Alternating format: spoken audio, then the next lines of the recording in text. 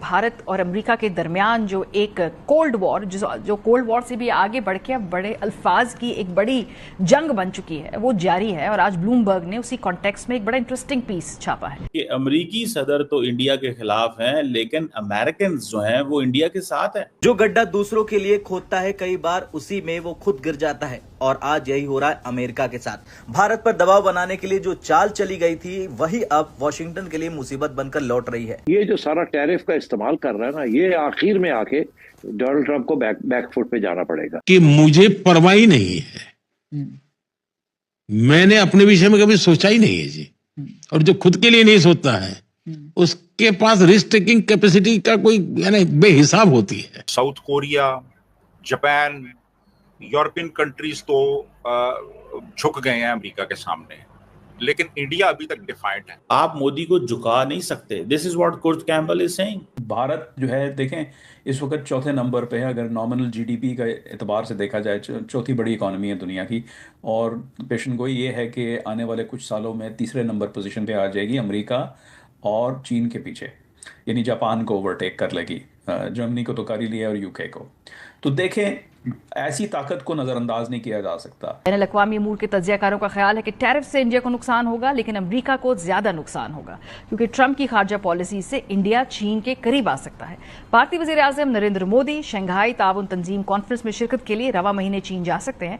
और मौजूदा हालात में मोदी का शी जिनपिंग के साथ स्टेज शेयर करना बजाते खुद एक पैगाम होगा कि इंडिया दबाव के सामने नहीं झुक सकता। ये एक मुल्क है, उसकी इतनी बड़ी आईटी इंडस्ट्री है, वो एक आईटी एक्सपोर्ट कर रहा है। वो अमेरिका के अंदर देखिए वो कहाँ तक उनका रसूख है, एकेडेमिया में क्या है, सिलिकॉन वैली में क्या है। तो सारी चीजें कंज्यूमर गुड्स महंगे हो जाएंगे और लोगों की जेबें कटनी शुरू हो जाएगी बिकॉज ऑफ महंगाई। तो ये डोनाल्ड ट्रंप अफोर्ड नहीं कर सकता, कोई प्रेसिडेंट, प्राइम मिनिस्टर, कोई महंगाई अफोर्ड नहीं कर सकता आवाम के लिए।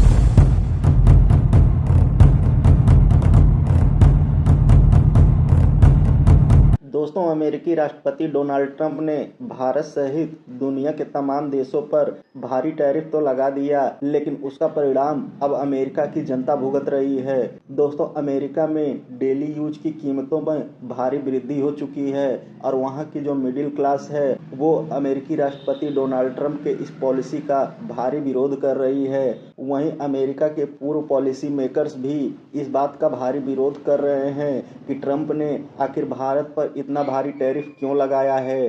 दोस्तों, आइए देखते हैं इस पर पाकिस्तानी मीडिया क्या बातें कर रही है, फिर मिलते हैं वीडियो के अंत में। दोस्तों, इस तरह लग रहा है कि अमेरिकी सदर तो इंडिया के खिलाफ हैं, लेकिन अमेरिकन जो हैं वो इंडिया के साथ हैं।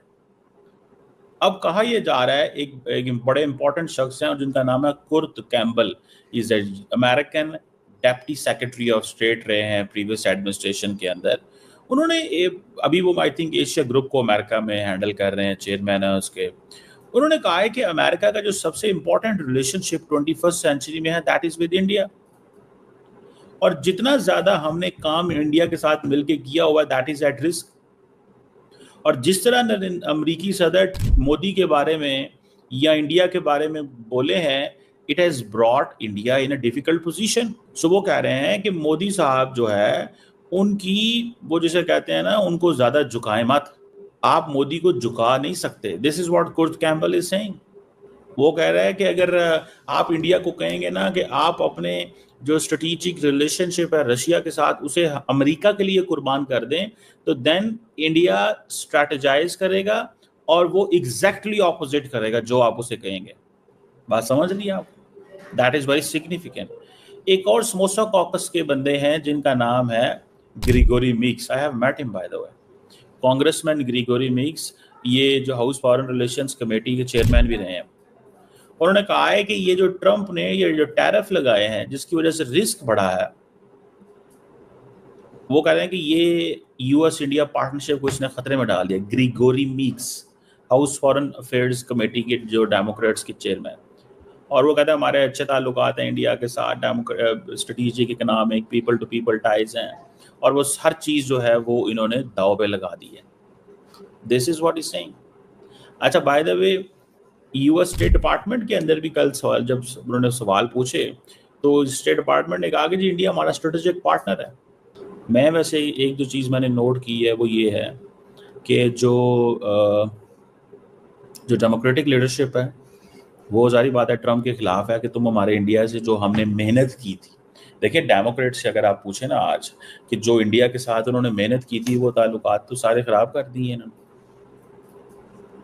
वो ताल्लुकात तो सारे खराब कर दिए इन्होंने। समझ रहे हैं जनाब, ताल्लुकात तो खराब कर दिए हैं। सो ये चीज जो है वो सामने नजर आ रही है। कैसे हो सकता है कि सिचुएशन का फायदा रशिया उठाए और चाइना को इंडिया को एक टेबल पे बिठा के साथ खुद भी बैठ जाए और कोशिश करे कि अमेरिकन कैंप से इंडिया निकल ही जाए? देखिए इंडिया के ऊपर तो ऑलरेडी बड़ा प्रेशर है ना फ्रॉम डोमेस्टिक कि बिट्रे किया है अमेरिका ने, तो अमेरिका के साथ तो बैठना जो है बड़ी खतरनाक बात है। आप बहुत से लोग इंडिया में ये कह रहे हैं कि आप चाइना के साथ अपने तल्लुकात ठीक करें। एक तो ये कि आप थोड़ा सा प्रेशर पड़ेगा अमेरिका के ऊपर कि अगर अच्छा आप हमें टाइट कर रहे हैं, हम जाके चाइना से इस्लाम दौर ले लेते हैं। तो एक तो ये है, इसीलिए नरेंद्र मोदी ने सोचा कि मैं जाऊं वहाँ और कम से कम उसको न्यूट्रलाइज करूं चाइना को, तो थोड़ा सा मैं वहाँ जाके उनसे भी बात करूं। और इसी तरीके के साथ SCO के अंदर वहाँ भी तो सारे बैठे हुए हैं ना, एंटी अमेरिकन लॉबी बैठी हुई है SCO में। अब इंडिया भी वहाँ जाएगा तो वो भी प्रेशर है, वहाँ भी इंडिया जो है ना उनके साथ देगा। This is a message for Donald Trump कि तुम ये कर तो लो, मगर at the end of the day वो जो ग्रेटर गेम है उसके ऊपर हमें हम आपका साथ छोड़ देंगे, हम भी अपने रास्ते निकालेंगे, कहीं ना कहीं न्यूट्रलाइज करेंगे अपने लोगों को। बाकी मैं आपको एक बात बता दूं, ये जो सारा टैरिफ का इस्तेमाल कर रहा है ना, ये आखिर में आके डोनाल्ड ट्रम्प को बैकफुट पे जाना पड़ेगा, क्योंकि एक चीज इसके साथ होगी, अगर ये 100% इम्प्लीमेंट करता है अपना टैरिफ पॉलिटिकल एजेंडा टैरिफ के जरिए, तो फिर जो सामान अमेरिका में जा रहा है वो महंगा हो जाएगा। अमेरिका की सारी इंपोर्ट्स सब चाइना, इंडिया, पाकिस्तान, बांग्लादेश सारी महंगी हो जाएंगी, उसके साथ वहां इन्फ्लेशन हो जाएगी, और वो इन्फ्लेशन होगी वो गरीब लोगों को और मिडिल क्लास को हिट करेगी, जो कि जिनको आदत है सारे साल में 1% 2% इन्फ्लेशन होती है वहाँ। तो सारी चीजें कंज्यूमर गुड्स महंगे हो जाएंगे और लोगों की जेबें कटनी शुरू हो जाएगी बिकॉज ऑफ महंगाई। तो ये डोनाल्ड ट्रम्प अफोर्ड नहीं कर सकता, कोई प्रेसिडेंट, प्राइम मिनिस्टर, कोई महंगाई अफोर्ड नहीं कर सकता आवाम के लिए। सो आई थिंक ये अभी झटके मार रहा है, बट इन द एंड आपने देखा जब कॉम्प्रोमाइज कर लेता है कि आप रेसिप्रोकल कर दे, वो अब कर लेगा, मगर at the end of the day इसको एज अ पॉलिटिकल वेपन मैं नहीं समझता इस्तेमाल कर सकेगा। That is something which I feel कि ये डेमोक्रेट्स को प्रॉब्लम ये आ रहा है कि ये ताल्लुकात इन्होंने हमारे खराब कर दिए, लेकिन क्या होगा, that is a question. American congressman या अमेरिकन लीडर्स इंडिया के साथ खड़े हो रहे हैं आज, उसकी वजह यह है कि डेमोक्रेट्स को यह है कि हमने बहुत कुछ सेक्रीफाइस किया है इंडिया का बिहेवियर बदलने के लिए। खासतौर पे ये जो कुर्ट कैम्बल की बात है कि भाई अगर आप इंडिया को कहो ना गो राइट तो वो लेफ्ट जाएंगे, इंडिया कहोगे ना गो लेफ्ट तो वो राइट जाएंगे। आप you can not dictate India, this is what they saying. So वो कह रहे हैं कि यू कीप गिविंग इंडिया, ये डेमोक्रेट्स का वर्जन है। आप इंडिया को देते जाओ देते जाओ देते जाओ कि इंडिया आपके पास आता जाए, और आप वो दूसरा उनको यह है कि आप मोदी को आप घुटनों पे नहीं झुका सकोगे। इट इज़ नॉट पॉसिबल, ये it is not something which is वो सर्वाइवेबिलिटी नहीं है इसके अंदर सर्वाइवेबिलिटी नहीं है, इसको ज़हन में रखिएगा, इसके अंदर सर्वाइवेबिलिटी नहीं है। बहरहाल मुझे ऐसे ज़ाती तौर पे ये लग रहा है कि अमेरिका की जो 21वीं सदी का जो सबसे जिसको सबसे ज़्यादा इंपॉर्टेंट रिलेशनशिप कहते थे which is India, it is a problem, ये प्रॉब्लम बन गया। ये ऐसे नहीं है कि ये प्रॉब्लम नहीं अब होगा, ये इसमें इशू आ गया, और इशू इसमें ये आया कि अब ट्रस्ट डेफिसिट आ गया, और इंडियन जो है ना वो at home what they are thinking, जब वो अमेरिका के साथ दोबारा टेबल पे बैठेंगे तो रिपब्लिकन थोड़े टफ हैं, वो तो अपनी बात करेंगे जो उन्होंने करनी है।